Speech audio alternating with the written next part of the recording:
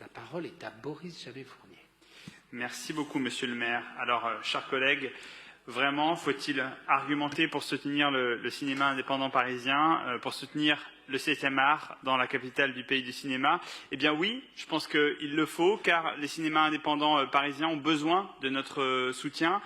Cette année encore, je l'ai fait les années précédentes, mais je voudrais encore en 2022 saluer par cette intervention la politique culturelle municipale en faveur du cinéma et en particulier le soutien renforcé que nous accordons en tant que ville aux nombreux cinémas indépendants parisiens depuis maintenant une vingtaine d'années. Donc c'est l'objet de cette délibération qui accorde une subvention de fonctionnement de 25 000 € à l'association Cinéma Indépendant Parisien, dont le siège, il se trouve, se situe rue Saint-Martin à Paris-Centre. Et donc cette aide contribue notamment au financement de l'événement Avant-Première, dont la 7e édition s'est tenue au mois de juillet dernier, avec plus de 4 000 spectateurs qui en ont bénéficié. Nous fêtons d'ailleurs cette année, en 2022, les 30 ans de cette association des CIP, qui réunit aujourd'hui 32 salles réparties sur 13 arrondissements. Vous voyez, c'est large dans Paris, et qui coordonne vraiment avec beaucoup de succès de nombreuses activités d'éducation à l'image à destination pas mal du public scolaire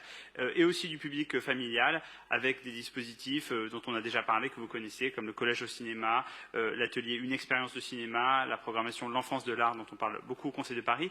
Bref, ces initiatives qui sont tout à fait bénéfiques. Et c'est par toutes ces initiatives que les CIP participent à l'éducation à l'art cinématographique et particulièrement à celle du jeune public, avec véritablement un objectif de cibler le public des 15-25 ans et de l'amener vers des salles indépendantes. L'association a développé de nouveaux rendez-vous réguliers avec The Breakfast Club But at Night. Donc on a une référence cinématographique, donc c'est des étudiants qui programment des films le soir, et puis l'Open Screen Club qui permet à la jeune génération cinématographique, aussi les auteurs, de pouvoir montrer leurs œuvres.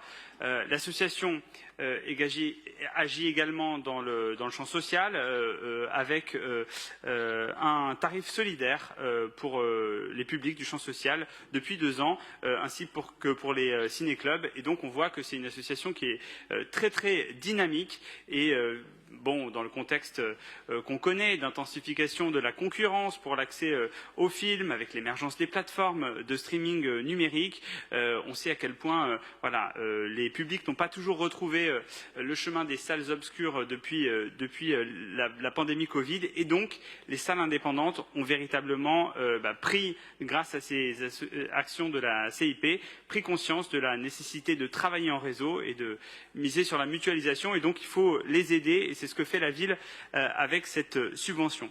Un dernier mot pour conclure. Comme je l'ai dit, j'ai pris la parole plusieurs fois sur ce sujet. À chaque fois, j'ai mentionné le Luminor, cette salle qui est membre des CIP, qui est située à quelques pas d'ici et qui est aujourd'hui en grand danger, puisque le propriétaire menace de ne pas renouveler le bail de l'exploitant, alors même que le cinéma est bénéficiaire, mais aussi que le quartier est bénéficiaire, que les écoles sont bénéficiaires, que les artistes sont bénéficiaires, que les publics sont bénéficiaires, car le cinéma indépendant, bien sûr, il n'est pas uniquement une question d'argent, et quoi qu'il en soit, nous, habitantes et habitants du Marais, nous ne pouvons pas imaginer la disparition de ce cinéma indépendant qui existe depuis 1912 dans notre quartier, mais nous aurons l'occasion d'en débattre dans quelques minutes.